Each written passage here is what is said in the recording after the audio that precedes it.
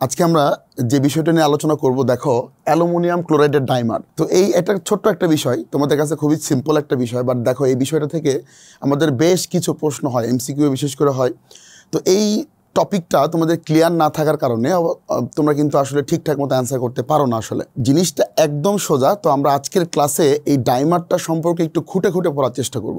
দেখো aluminium chloride dimer কখন গঠন করে। দেখো নিচে লেখা আছে নিম্ন তাপমাত্রায় অ্যালুমিনিয়াম ক্লোরাইড ডাইমার গঠন করে। অর্থাৎ বিষয়টা কি হচ্ছে, দেখো ডাই শব্দের মানে হচ্ছে দুই। দেখো ডাই শব্দের মানে হচ্ছে দুই, ডাই শব্দের মানে হচ্ছে দুই। আর এই যে এই মার শব্দের মানে কিন্তু ভাই অণু। তার মানে বুঝতেই পারছো যে অ্যালুমিনিয়াম ক্লোরাইডের দুই অণু অ্যালুমিনিয়াম ক্লোরাইড পরস্পরের সাথে নিম্ন তাপমাত্রাতে যুক্ত হবে, একটা বন্ডের সাহায্যে যুক্ত হবে। তো সেই বন্ডটাই আজকে আমি তোমাদেরকে দেখাবো আসলে কিভাবে ডাইমারটা গঠন হয়। তো এই দুই অণু যুক্ত হয়ে কিন্তু আলটিমেটলি Al2Cl6 গঠন করে। তো আমি তোমাকে যদি বিষয়টা একটু দেখাই, দেখো অ্যালুমিনিয়াম ক্লোরাইডের এটা হচ্ছে একটা মনোমার, আর আমি আরেকটা অ্যালুমিনিয়াম ক্লোরাইড লিখলাম, এটা হচ্ছে একটা মনোমার। তো এই দুইটা মনোমার যুক্ত হয়ে কিন্তু আলটিমেটলি এখানে দেখো Al2Cl6 এই যে এই ডাইমারটা গঠন করবে। তাহলে এই যে ডাইমারটা তুমি দেখতে পাচ্ছ, ডেফিনেটলি দুইটা অণু যখন অ্যাটাচড হবে, দুইটা অণু যখন যুক্ত হবে, তখন কিন্তু অবশ্যই একটা রাসায়নিক বন্ধনের সাহায্যে যুক্ত হবে। তো আজকে আমরা তোমাদেরকে দেখাবো এই ডাইমারটা আসলে কিভাবে গঠন হয়। বাট ডাইমারের গঠনে যাওয়ার আগে তোমাকে কিন্তু একটু অ্যালুমিনিয়াম সম্পর্কে স্টাডি করতে হবে। প্রথমে আমরা একটু অ্যালুমিনিয়াম নিয়ে স্টাডি করে খেয়াল করো। অ্যালুমিনিয়ামের পারমাণবিক সংখ্যা হচ্ছে 13। তাহলে দেখো 1s2 2s2 2p6 and 3s2 3px1 R 3py0। দেখো নর্মাল অবস্থায় কিন্তু অ্যালুমিনিয়ামের লাস্ট শেল অর্থাৎ ভ্যালেন্স শেলে ইলেকট্রন সংখ্যা কিন্তু ভাই একটা, কিন্তু তোমরা দেখতে পাচ্ছ এখানে অ্যালুমিনিয়াম কিন্তু 3টা ক্লোরিনের সাথে যুক্ত হয়েছে। তার মানে আলটিমেটলি তার কিন্তু 3টা বন্ড তৈরি করতে হবে। যেহেতু এটা একটা সমযোজী যৌগ, বুঝতেই পারছো ভাই, এখানে কিন্তু আলটিমেটলি লাস্ট শেলে 3টা অযুগ্ম ইলেকট্রন দরকার। এই কারণে আমরা যে কাজটা করব, এখানে আমরা একটু অ্যালুমিনিয়ামকে উত্তেজিত করলাম, অর্থাৎ আমরা অ্যালুমিনিয়ামকে একটু হিট দিলাম। হিট দিলে কি হবে, দেখো এই যে লাস্টের যে 3s এর ইলেকট্রনটা আছে, একটা ইলেকট্রন কিন্তু লাফ দিয়ে চলে যাবে হচ্ছে আমাদের 3p-তে। তাহলে আমাদের কিন্তু এখানে অযুগ্ম ইলেকট্রন হবে 1s2 2s2 2p6, এই দেখো 3s1 3px1 আর 3p হচ্ছে y1। অর্থাৎ এই যে 3টা অযুগ্ম ইলেকট্রন তুমি দেখতে পাচ্ছ, এই 3টা অযুগ্ম ইলেকট্রন দিয়ে কিন্তু ভাই অ্যালুমিনিয়াম তার বন্ডগুলো তৈরি করবে ক্লোরিনের সাথে। এবার আমরা একটা কাজ করি, আমরা একটু ক্লোরিন দেখতে চাই। ক্লোরিনের মধ্যে কি অবস্থাটা আছে একটু খেয়াল করবা। এবার একটু ক্লোরিনটা দেখে দেখো ভাই, ক্লোরিনের পারমাণবিক সংখ্যা হচ্ছে 17। তাহলে আমরা যদি ইলেকট্রন বিন্যাস করি 1s2 2s2 2p6 3s2 3px2 3py2 3pz1। এই যে দেখো আমি যেই ব্যাপারটা বলছিলাম, তোমরা কিন্তু জানো সমযোজী বন্ধন প্রত্যেকটার জন্য দরকার প্রয়োজনীয় ইলেকট্রন 2টা। তাহলে দেখো একটা ক্লোরিন একটা বিজোড় ইলেকট্রন প্রোভাইড করবে, তাহলে 3টা ক্লোরিন 3টা বিজোড় ইলেকট্রন দিয়ে কিন্তু আলটিমেটলি এই যে 3টা বিজোড় ইলেকট্রন, আলটিমেটলি 3টা ক্লোরিন দেখো একটা এটার সাথে একটা এটা বন্ড তৈরি করবে, একটা আরেকটা ক্লোরিনের সাথে কিন্তু px এর সাথে py এর সাথে বন্ড তৈরি করে আলটিমেটলি কিন্তু অ্যালুমিনিয়াম ক্লোরাইডটা তৈরি করবে। এখন ব্যাপার যেটা তোমার খেয়াল রাখতে হবে, দেখো ব্যাপার যেটা খেয়াল রাখতে হবে, ক্লোরিনের মধ্যে ভাই তোমার লাস্ট শেলে এই দেখো জোড়া ইলেকট্রন কয়টা বলো তো? লাস্ট শেলে জোড়া ইলেকট্রন কিন্তু 3 জোড়া, এই যে 1 জোড়া, এই যে 2 জোড়া, এই যে 3 জোড়া। তার মানে অ্যালুমিনিয়াম ক্লোরাইডের মধ্যে ডেফিনেটলি আমাদের ক্লোরিন থাকবে। এই যে ক্লোরিন দেখতে পাচ্ছি এখানে লন পেয়ার ইলেকট্রন কিন্তু আলটিমেটলি 3 জোড়া, লন পেয়ার ইলেকট্রন কিন্তু 3 জোড়া। এই বিষয়টা কিন্তু তোমাদের একটু আলাদা করে মনে রাখতে হবে। তাহলে বলো তো ভাইয়া প্রত্যেকটা ক্লোরিনের মধ্যে লন পেয়ার ইলেকট্রন কয় জোড়া ভাই? 3 জোড়া। তাহলে আমরা এই অ্যালুমিনিয়ামটা আমাদের মধ্যে দেখো লাস্ট শেলে কিন্তু কোনো লন পেয়ার ইলেকট্রন নাই, অ্যালুমিনিয়ামের লাস্ট শেলে কোনো লন পেয়ার ইলেকট্রন নাই। যখন সে বন্ড তৈরি করবে, তখন কিন্তু তার কোনো মুক্তজোড় ইলেকট্রন লাস্ট শেলে থাকবে না। কিন্তু ক্লোরিনের মধ্যে দেখো মুক্তজোড় ইলেকট্রন থাকবে কয় জোড়া বলো? 3 জোড়া। এখন আমি তোমাদেরকে একটু অ্যালুমিনিয়াম ক্লোরাইডের গঠনটা একটু দেখাই। দেখো অ্যালুমিনিয়াম ক্লোরাইডের গঠনটা একটু খেয়াল করো। এই যে অ্যালুমিনিয়াম ক্লোরাইড, তাহলে বুঝতে পারছো এখানে একটা অ্যালুমিনিয়ামের সাথে 3টা ক্লোরিন কিন্তু যুক্ত আছে। তাহলে আমি যদি এর গাঠনিক সংখ্যাটা তোমাদেরকে একটু দেখাই, একটু খেয়াল করো ভাই। আমি এই যে রাখলাম একটা ক্লোরিন, এই যে রাখলাম একটা ক্লোরিন, এই যে রাখলাম একটা ক্লোরিন। তোমরা আমাকে একটু বলো তো ভাই, প্রত্যেকটা ক্লোরিনের মধ্যে লন পেয়ার ইলেকট্রন কয়টা ছিল ভাই? প্রত্যেকটা ক্লোরিনের মধ্যে কিন্তু লন পেয়ার ইলেকট্রন ছিল 3 জোড়া করে। তাহলে এই যে 1 জোড়া, এই যে 2 জোড়া, এই যে 3 জোড়া। আমি প্রত্যেকটার মধ্যে এই যে দেখো 3 জোড়া করে লন পেয়ার ইলেকট্রন দিয়ে দিচ্ছি, প্রত্যেকটার মধ্যে 3 জোড়া করে লন পেয়ার ইলেকট্রন আমি দিয়ে দিচ্ছি। ক্লিয়ার? আচ্ছা, এবার একটা কাজ করব আমরা। দেখো পাশে আমরা আরেকটা অ্যালুমিনিয়াম ক্লোরাইড আঁকাবো। এই দেখো এই হচ্ছে ক্লোরিন, এই হচ্ছে ক্লোরিন, আর এই হচ্ছে আরেকটা ক্লোরিন। একটু খেয়াল করবা ভালো করে, দেখো এখানে ঘটনাটা কি হবে, একই ঘটনা ঘটবে। এখানেও কিন্তু প্রত্যেকটা ক্লোরিনের মধ্যে কিন্তু 3 জোড়া করে লন পেয়ার ইলেকট্রন থাকবে, প্রত্যেকটা ক্লোরিনের মধ্যে 3 জোড়া করে লন পেয়ার ইলেকট্রন থাকবে। দেখো এবার তোমরা একটা জিনিস খেয়াল করছো কি, আমরা কিন্তু জানি যে অ্যালুমিনিয়ামের 3টা বন্ড আছে। 3টা বন্ড মানে ইলেকট্রন সংখ্যা কয়টা ভাইয়া? 6টা। তার মানে বুঝতে হবে এর মধ্যে কিন্তু অষ্টক সংকোচন আছে। কেন্দ্রীয় মূল অ্যালুমিনিয়ামের মধ্যে কি আছে ভাই? অষ্টক সংকোচন। তোমরা কিন্তু জানো যদি কোনো মূল অষ্টক সংকোচিত অবস্থায় থাকে তাহলে কিন্তু ভাই সে লুইস অ্যাসিড রূপে কাজ করতে পারে।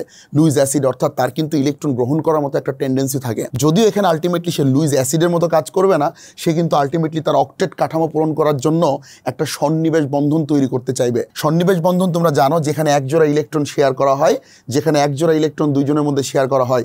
এখানে ডোনার এবং রিসিভারের দুইটা ব্যাপার থাকে।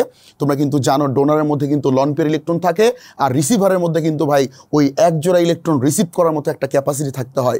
যেহেতু অ্যালুমিনিয়ামের মধ্যে ভাই লাস্ট শেলে অষ্টক সংকোচন অর্থাৎ 8টার চেয়ে কম ইলেকট্রন আছে, তাহলে আলটিমেটলি ও কিন্তু এক জোড়া ইলেকট্রন এখনও গ্রহণ করতে পারবে। তার কিন্তু গ্রহণ করাটা দরকার স্থিতিশীলতা কাঠামো অর্জন করার জন্য।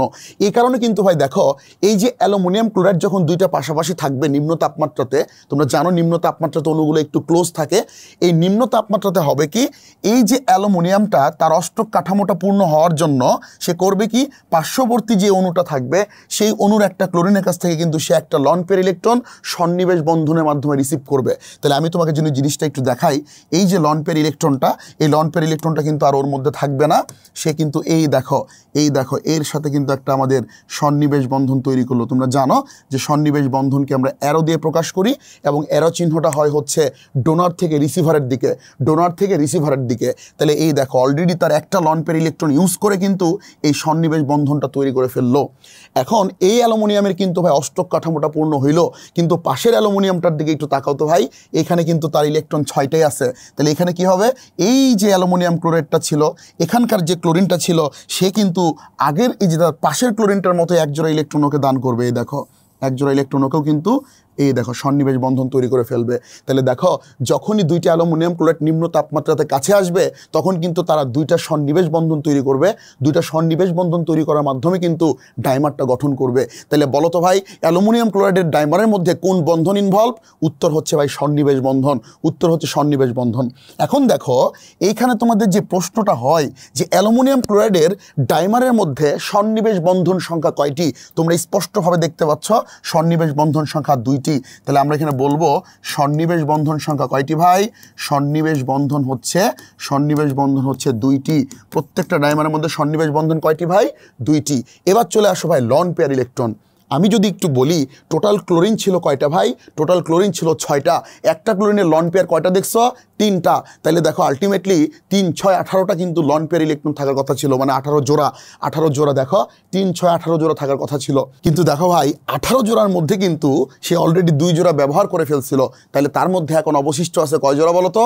তার মধ্যে অবশিষ্ট আছে কিন্তু দেখো আমি যদি বলি যে লন পেয়ার ইলেকট্রন আছে কয় জোড়া? লন পেয়ার ইলেকট্রন দেখো ছিল হচ্ছে 18, 2 জোড়া কিন্তু সে ইউজ করে ফেলছে। তাহলে এখানে থাকবে হচ্ছে কত জোড়া ভাই? এখানে থাকবে হচ্ছে 16 জোড়া। এমসিকিউ এর প্রচুর পরিমাণে আসে যে অ্যালুমিনিয়াম ক্লোরাইডের ডাইমারের মধ্যে লন পেয়ার ইলেকট্রন মোট কত জোড়া? উত্তর হচ্ছে ভাই কয় জোড়া? 16 জোড়া। তুমি যদি গুণো দেখো 3, 3, 6, 3, 3, 6, 12, 13, 14, 15, 16 জোড়া কিন্তু লন পেয়ার ইলেকট্রন। তাহলে এখানে সন্নিবেশ বন্ধন সংখ্যা কয়টা ভাই? সন্নিবেশ বন্ধন হচ্ছে 2টা। লন পেয়ার ইলেকট্রন কয় জোড়া ভাই? লন পেয়ার ইলেকট্রন হচ্ছে 16 জোড়া। তাহলে এই যে এত সহজে কিন্তু তোমরা দেখতে পাচ্ছ অ্যালুমিনিয়াম ক্লোরাইড কিন্তু তার ডাইমারটা গঠন করতে পারছে। যখন তোমরা দেখবা অনেক বোর্ডে কিন্তু সৃজনশীল বিষয়গুলো আসে, তোমাকে কিন্তু আগে এক্সপ্লেন করতে হবে যেখানে অ্যালুমিনিয়াম কেন্দ্রীয় মৌলের মধ্যে অষ্টক সংকোচন আছে, তার এক জোড়া ইলেকট্রন গ্রহণ করার মতো একটা টেন্ডেন্সি আছে। আবার তোমাকে এটাও উল্লেখ করতে হবে ক্লোরিনের লাস্ট শেলে কিন্তু ভাই 3 জোড়া করে তোমার লন পেয়ার ইলেকট্রন আছে, সে কিন্তু সেই ইলেকট্রনটা খুব সহজেই তোমার ওই যাদের অষ্টক সংকোচন অর্থাৎ যারা রিসিভ করার মতো ক্যাপাসিটি আছে ওদেরকে কিন্তু সে ডোনেট করতে পারবে। এই হচ্ছে আমাদের অ্যালুমিনিয়াম ক্লোরাইডের মেকানিজম। দেখো এই যে অ্যালুমিনিয়াম ক্লোরাইড এটা তো আমরা গঠন করলাম ডাইমার, এটা কিন্তু নিম্ন তাপমাত্রাতে তুমি গঠন করছো। এখন তুমি যদি এটাকে উচ্চ তাপমাত্রাতে নিয়ে যাও তাহলে কি ঘটনাটা ঘটবে আসো আমরা একটু দেখি। খেয়াল করো আমি এখানে সুন্দর করে বিষয়টা একটু লিখে রাখছি যে নিম্ন তাপমাত্রাতে কিন্তু অ্যালুমিনিয়াম ক্লোরাইডের অণু ডাইমারটা গঠন করবে এবং কঠিন অবস্থায় ডাইমার অণুগুলো কিন্তু শীট আকারে থাকবে, শীট আকারে পরস্পরের সাথে কিন্তু কানেক্টেড থাকবে। শীট তো বুঝতেই পারছো, শীট আকারে পরস্পরের সাথে থাকবে, দুর্বল ভ্যান ডার ওয়ালস আকর্ষণ বল দ্বারা কিন্তু থাকবে। তাহলে এই বিষয়টা একটু মনে রাখবা যে প্রত্যেকটা ডাইমার কিন্তু দেখো ডাইমার অণুগুলো কিন্তু ভাই কি আকারে, শীট আকারে থাকবে দুর্বল ভ্যান ডার ওয়ালস আকর্ষণ বল দ্বারা। তাহলে দেখো যখন অ্যালুমিনিয়াম ক্লোরাইড কঠিন অবস্থায় থাকবে তারা ডাইমার তৈরি করবে সন্নিবেশ দ্বারা, বাট প্রত্যেকটা ডাইমার আবার পরস্পরের সাথে কানেক্টেড থাকবে দুর্বল ভ্যান ডার ওয়ালস আকর্ষণ বল দ্বারা। এই দেখো, এবং 180 ডিগ্রি সেলসিয়াস তাপমাত্রায় তুমি যদি অ্যালুমিনিয়াম ক্লোরাইডকে 180 ডিগ্রি সেলসিয়াস তাপমাত্রার উপরে নিয়ে চলে যাও, তোমরা জানো ভ্যান ডার ওয়ালস আকর্ষণ বলটা কিন্তু খুবই দুর্বল, এই বন্ডটা কিন্তু সুন্দর করে ভেঙে যাবে এবং ভেঙে গিয়ে কিন্তু এই যে গ্যাসীয় মনোমারে পরিণত হবে। চমৎকার একটা কথা খেয়াল করো ভাই, গ্যাসীয় মনোমার ভাই, গ্যাসীয় মনোমারে কনভার্ট হবে। অর্থাৎ তোমরা তো জানো কোনো বস্তুকে তাপ দিলে কিন্তু সেটা প্রথমে কঠিন থেকে হয় লিকুইড, দেন লিকুইড থেকে হয় গ্যাস, কিন্তু অ্যালুমিনিয়াম ক্লোরাইডের ক্ষেত্রে দেখো সরাসরি কঠিন থেকে কিন্তু ভাই গ্যাস হয়ে যাচ্ছে। তোমরা জানো নিশ্চয়ই ভোলাটাইল ম্যাটেরিয়াল নামে একটা বিষয় তোমরা শিখছো, ভোলাটাইলস ম্যাটেরিয়ালসের মধ্যে তোমরা কি জানো? তোমরা জানো যে সমস্ত বস্তুকে তাপ দিলে সরাসরি কঠিন থেকে গ্যাসে পরিণত হয় এদেরকে বলতে হয় ঊর্ধ্বপাতিত পদার্থ, অর্থাৎ ভোলাটাইল ম্যাটেরিয়ালস। তাহলে একটু খেয়াল করো তো ভাই, যেহেতু ডাইমারটা তরল অবস্থা পরিণত না হয়ে বায়বীয় অবস্থায় ঊর্ধ্বপাতিত হয়, তাই কিন্তু আমরা অ্যালুমিনিয়াম ক্লোরাইডকে কি বলবো? ঊর্ধ্বপাতিত পদার্থ বলবো। তাহলে অনেক সময় এমসিকিউ আসে নিচের কোনটি ঊর্ধ্বপাতিত পদার্থ, অ্যালুমিনিয়াম ক্লোরাইড যদি অপশনে থাকে তোমরা কিন্তু সেটা পূরণ করবা। আমি বিক্রিয়াটা একটু দিয়ে দিচ্ছি, দেখো অ্যালুমিনিয়াম ক্লোরাইড যখন সলিড স্টেটে ছিল 180 ডিগ্রি সেলসিয়াস তাপমাত্রায় কিন্তু এটা গ্যাসীয় স্টেট ধারণ করছে। ঠিক এইভাবেই কিন্তু আলটিমেটলি অ্যালুমিনিয়াম ক্লোরাইডটা কিন্তু তার ডাইমার থেকে মনোমারে কনভার্ট হয়। আচ্ছা, এবার আরেকটা জিনিস আমি তোমাদেরকে একটু বলে রাখি, দেখো তোমাদের হাজারি স্যারের বইয়ে তোমরা একটা জিনিস দেখবা যে এখানে একটা বন্ড অ্যাঙ্গেল সুন্দর করে দেওয়া আছে, একটা বন্ড অ্যাঙ্গেল দেওয়া আছে। এই বন্ড অ্যাঙ্গেলটা তোমরা একটু মনে রাখতে পারো। দেখো অ্যালুমিনিয়াম ক্লোরাইডের ভেতরে এই যে ক্লোরিন, অ্যালুমিনিয়াম ক্লোরিন, এদের মধ্যে বন্ড অ্যাঙ্গেলটা হচ্ছে 79 ডিগ্রি। আর এই যে দেখতে পাচ্ছ ক্লোরিন অ্যালুমিনিয়াম ক্লোরিন যেটা বাইরের দিকে, এখানে কিন্তু বন্ড অ্যাঙ্গেল হবে তোমার 118 ডিগ্রি।